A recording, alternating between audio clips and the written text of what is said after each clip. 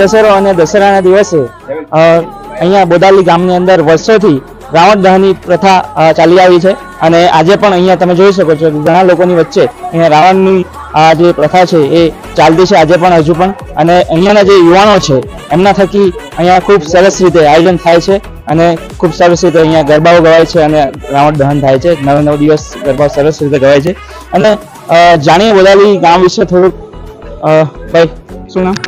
હિરણભાઈ સુરિયા. હિરણભાઈ જણાવો થોડુંક અહીંયા 9 દિવસ તમે ગરબા ગાવો છો કઈ રીતે આયોજન થાય છે? નવયુવક મંડળ બોદાલી સૌપ્રથમ તો હું આપનું નવયુવક મંડળ બોદાલીમાં દ્વારા આપ સર્વનું હાર્દિક સ્વાગત કરું છું.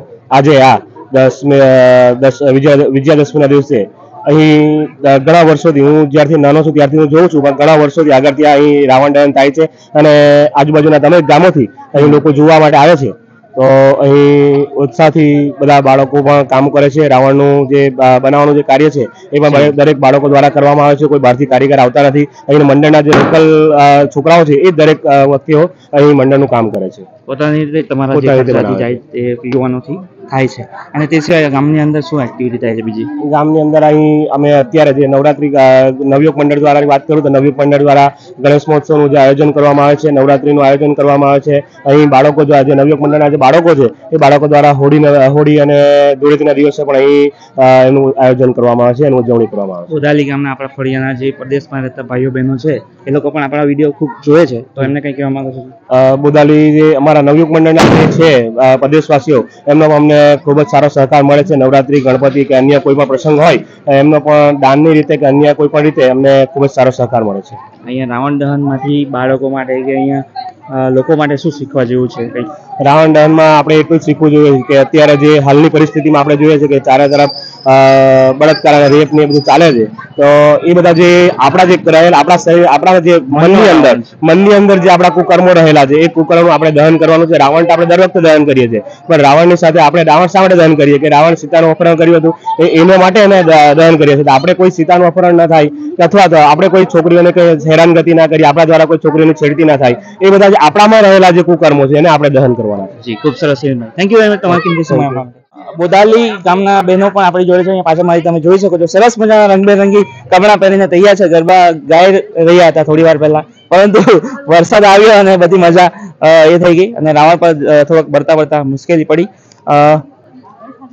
કેવું લાગે છે ગરબાની અંદર અહીંયા ગામમાં ગવાય છે? કેટલી મજા આવે? બહુ મજા આવે. બહુ વર્ષોથી આ ગવાય, બહુ સરસ રીતે ગવાય. વર્ષોથી આ રીતે ચાલતું આવ્યું છે અને આપણી જે આગલી પેઢી આવશે એના માટે શું શીખવા જોવામાંથી મળશે? લોકો આવી રીતે પરંપરા ચાલુ રાખવું જોઈએ. ગરબા ચાલુ રાખવું જોઈએ. શું લાગે તમને ચાલુ રાખશે? આજના જનરેશન પ્રમાણે મોબાઈલ સૌને વાલો હોય છોકરાઓને અને દરેક લોકો મા બાપ મોબાઈલ આપતા જ હોય છે પરંતુ એ ખોટી ટેવ છે. શું કામ ખબર તમને? ખબર પણ બોલાતું નથી એમ? દસરાના દિવસે રામે રાવણને વધ કર્યો. દસરાના દિવસે રામે રાવણને વધ કર્યો. એટલે તેની ઉજવણી એટલા માટે તમને ખબર કેટલામાં ભણે? ફોર્થમાં. તો ખબર હશે તો રાવણ હું કામ બાર? આ બોલ છે. ચાલ બોલ રાવણ હું કામ બારે? રાવણ છે ને સીતા બહુ ગમતી ને એટલે સીતાને છે હા, ને લંકા ઉચકી લઈ ગયેલો. તે રામે છે ને કોણ સીતાને લંકા કોણ ઉચકી લીધું? રાવણ રાવણ અચ્છા રાવણ.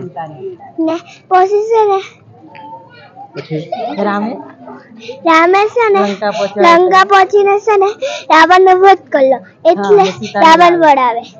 અચ્છા મને ખબર નહીં. આ તો તમે કીધું મને શીખવાનું વળી. સરસ સરસ. હા આપણા વડીલો પણ છે.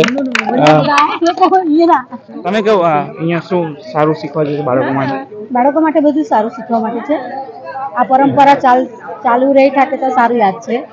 મોબાઈલ તો છે જ આપણી પાસે. આ બી એક ન્યૂઝ શીખવા જેવું છે ને. મોબાઈલ પણ જરૂરી છે અને બાળકોની સાથે સાથે શીખો કે આપણી પ્રાચીન સનાતન ધર્મ છે આપણો એને જાળવી રાખવા માટે કમસે કમ તમે કંઈક ને કંઈક રોજ ને રોજ શીખવતો રહો. Thank you. અહીંયા સનાતન આપણું જે પ્રથા છે એ પણ ખૂબ સરસ રીતે સાચવે છે એ લોકો અને આ જ રીતે ગામોની અંદર ખૂબ જ સરસ મને જોવા મળ્યું છે આજ સુધી.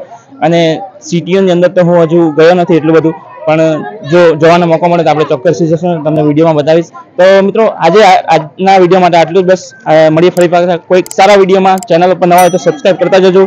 મળીએ ત્યાં સુધી સૌને જય હિન્દ, જય ભારત, જય માતાજી. Subscribe now, Money Patel Vlog.